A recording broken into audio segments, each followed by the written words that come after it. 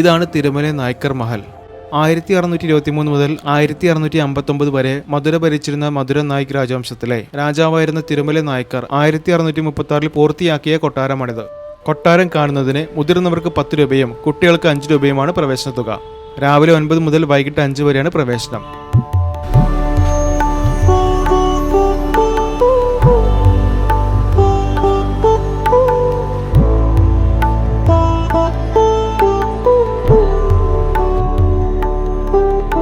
മധുരയിൽ പലതവണ വന്നിട്ടുണ്ടെങ്കിലും ആദ്യമായിട്ടാണ് ഞാൻ ഈ കൊട്ടാരത്തിലേക്ക് വരുന്നത്.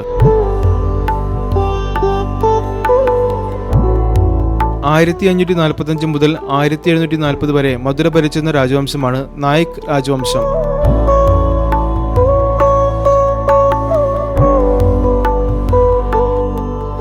ഈ രാജവംശത്തിലെ മഹാനായ രാജാവായിരുന്നു തിരുമല നായ്ക്കർ. 1636 പണിയെടുപ്പിച്ച ഈ രാജകൊട്ടാരത്തിന്റെ പ്രവേശന കവാടം, പ്രധാന ഹാൾ, നൃത്ത ഹാൾ എന്നിവ ഉൾപ്പെടുന്ന 4 ഒരു ഭാഗം മാത്രമേ ഇന്ന് നിലനിൽക്കുന്നുള്ളൂ.